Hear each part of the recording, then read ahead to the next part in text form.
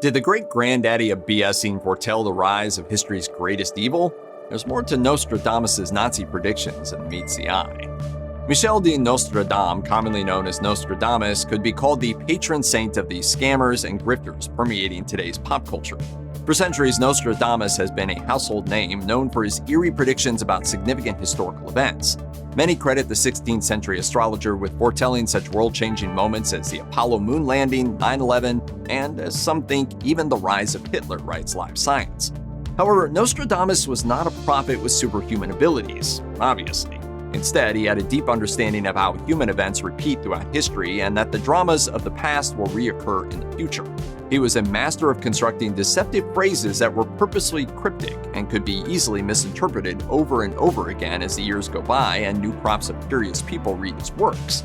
Early in his career, he worked as a doctor without any record of having completed his medical degree after he'd been kicked out of medical school, writes Britannica. The schemes only continued from there. At the time he was alive, spiritualism and an interest in the occult was all the rage in Europe. Astrology was on the rise, and Nostradamus used the hunger for celestial predictions to his advantage, according to Britannica. He gave astrological readings by mail, intentionally making his handwriting messy and difficult to read. Just imagine your doctor's handwriting, but 100 times worse.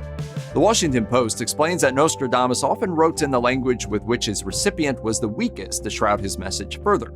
Later, he would draw upon these elusive tactics as he wrote the predictions people still talk about today. The strength of Nostradamus' prophecies comes from their vagueness and his use of generalizations.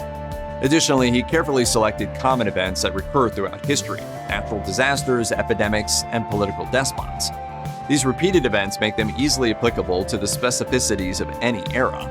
This technique has historical precedent and was common enough to get its own name, bibliomancy, says history. Like Nostradamus, the bibliomancer lifts specific historical moments from old texts and then uses astrology to predict when the event will happen again. Nostradamus compiled his predictions into a book called Centuries, organized into sections containing 100 quatrains each. His writing uses intentionally obscure language, giving rise to multiple interpretations. For example, he often used New City to reference a location. Conveniently, New City can be applied to any burgeoning metropolis. Neph, another favorite word, could refer to a cathedral or a ship, providing two different predictions for each use. Further obscuring his prose, Nostradamus' quatrains have been mistranslated and misinterpreted. Prediction seekers find their answers by cherry-picking whichever poor translation best fits their need and then will ignore the rest.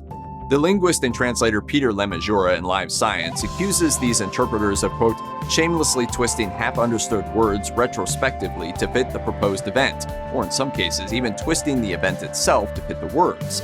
Such is the case with those who say Nostradamus predicted Hitler's rise to power. Nostradamus' prophecy seems to converge with an actual historical figure, a man who very nearly conquered the world. So did he really predict the Nazis' rise to power? At first glance, some of his quatrains really do seem to allude to Nazi Germany. Two seemingly relevant quotes read, "The greater part of the battlefield will be against Hitler," and "when the child of Germany observes nothing." Yet the Nazis understood how to wield Nostradamus' words to their advantage. According to history, Joseph Goebbels used Nostradamus' passages as propaganda, suggesting that Nazi success was written in the stars. On the other hand, the Allies quickly caught on and conveniently found quatrains that purportedly foretold an Allied victory. This exchange of countering predictions is an excellent example of how readers can manipulate Nostradamus' words to their desired outcome. However, these quatrains are no different than Nostradamus' other predictions, relying upon vagueness and multiple meanings. Life Science notes that Hister is an alternative spelling of Ister, which references the Danube River, not Adolf Hitler. The passages also predict details that aren't true. For example, how this new and dangerous leader would be born of poor people, even though Hitler's family was middle class. Look closely and the predictions fall apart. True, some of Nostradamus' lasting power is due to the pure fun of decoding words from the past. Yet it is helpful to remember that humans have a powerful ability to see what we want to see and filter out the rest. Nostradamus understood this all too well.